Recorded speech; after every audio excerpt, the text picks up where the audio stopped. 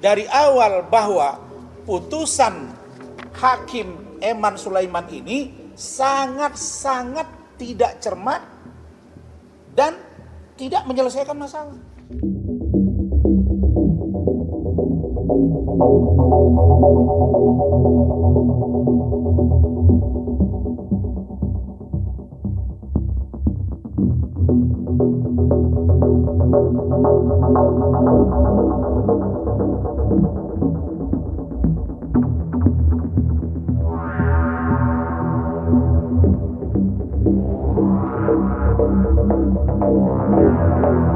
Dari awal bahwa putusan Hakim Eman Sulaiman ini sangat-sangat tidak cermat dan tidak menyelesaikan masalah. Tidak menyelesaikan masalah. Ada 9 poin yang menjadi amar putusan. Dan dari 9 ini saya sudah jelaskan dan saya pertegas lagi. Ada 2 yang sangat-sangat tidak menurut saya logik. Tidak logik dan kontraproduktif. Pertama, menyatakan tidak sah. Poin 5 ya. Menyatakan tidak sah segala keputusan atau penetapan yang dikeluarkan lebih lanjut oleh termohon yang berkenaan dengan penetapan tersangka atas diri pemohon oleh termohon. Apa urusannya? Hakim Eman Sulaiman sudah mengunci putusan berikutnya. Kak Elsa yang sudah beracara 40 tahun, saya 2015 sudah lanjut sampai sekarang, sudah hampir 9 tahun juga, bahkan hampir 10 tahun. Menurut saya, putusan ini sangat tidak logik. Bagaimana mungkin putusan yang sudah dibuat hari ini mengikat bagi yang berikutnya?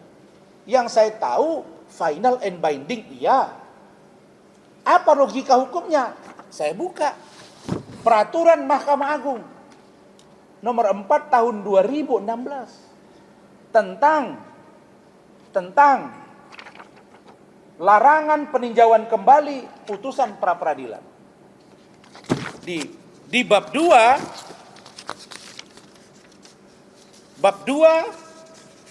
objek dan pemeriksaan pra peradilan, pasal 2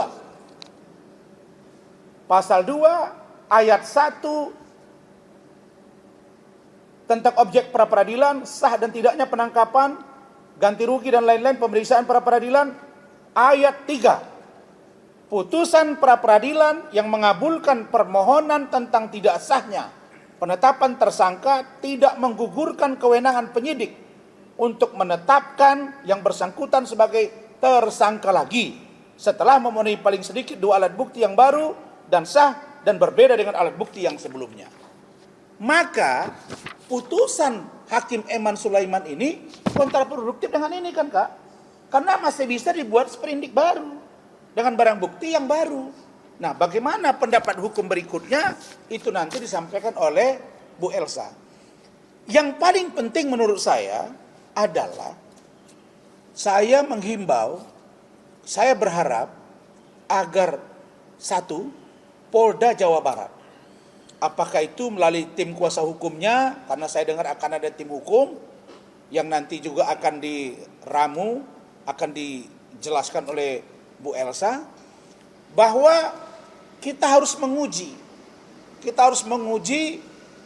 poin atau PowerPoint yang diajukan atau yang disampaikan dalam pertimbangan oleh Hakim Tunggal, yaitu tentang DPO, itu kan, daftar pencarian orang, kalau bahasa Inggrisnya wanted.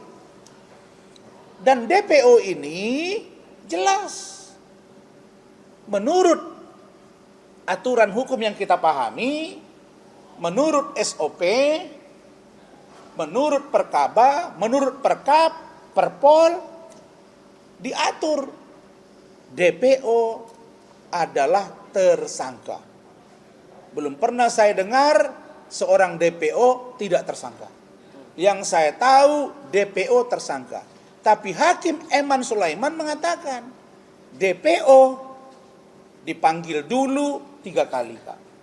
Pakai surat 1, 2, 3, tidak, baru tangkap. Sejak kapan DPO dipanggil dulu? Kalau besok Harun Masiku yang sejak tahun 2021 DPO, besok ketemu di sini, kasih surat dulu, saya pastikan 1000 kali dia akan lari. Ini logika yang terbalik. Jadi hakim bukan segala-galanya, Bapak. Hakim juga bisa kita duga punya muatan. Hari ini Indonesia, negara Republik Indonesia ini sudah sulit kita mempercayai kulluhum ajma'in, seluruhnya. Tidak. Pengacara ada yang ditangkap, ada yang masuk penjara, ada obstruction of justice, ada penyuapan, ya kan Kak? Polisi juga ada, jaksa juga ada, hakim juga ada. Jadi saya, ya kan Kak? Jadi saya tidak serta-merta mempercayai bahwa hakim ini adalah orang yang paling jujur. Tidak juga, karena bercermin dari potret hukum hari ini. Tetapi karena ini kewenangan dari hakim, monggo. Tapi tolong Pak Hakim, jangan melampaui kewenangan.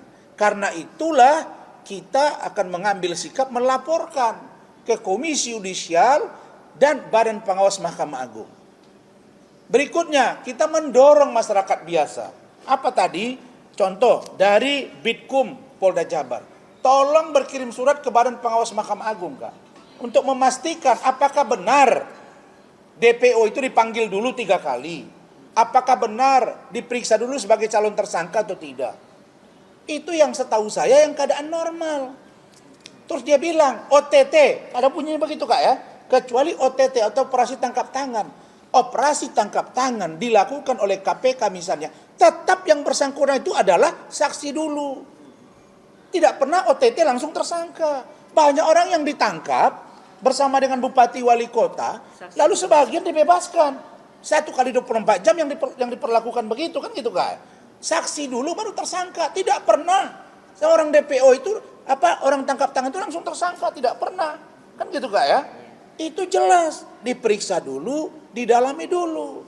Nah, ini seolah-olah operasi tangkap tangan itu bisa dilakukan. Saya sudah lihat berkali-kali KPK OTT itu saksi dulu, barulah besoknya ditetapkan sebagai tersangka. Karena ada kewenangan 1 kali 24 jam. Kalau untuk korupsi dan lain-lain, kecuali terorisme. Terorisme 7 kali 24 jam. Nah sekarang dia mengatakan harus ada surat panggilan, harus dipanggil pakai surat, harus diperiksa sebagai calon tersangka. Ini menjadi surga para penjahat di Indonesia ini kalau ini tidak dilakukan uji ke Badan Pengawas Mahkamah Agung. Berikutnya saya juga ingin meminta agar masyarakat menguji poin ini juga ke Mahkamah Konstitusi.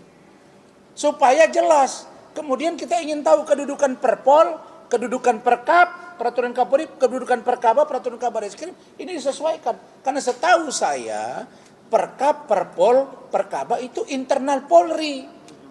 Tidak boleh menjadi pertimbangan hukum bagi penegak hukum yang lain. Karena itu berlaku SOP-nya di dalam, kan begitu Kak. Nah barangkali itu dari saya dan terkait dengan saudara Peggy Setiawan dan juga putusan dari Pak Eman Sulaiman. Menjunjung tinggi prinsip jurnalisme dalam setiap tayangan terbaiknya, Kompas TV menghadirkan berita bernilai sebagai referensi. Ikuti semuanya dan pastikan diri Anda lebih berkualitas bersama Kompas TV.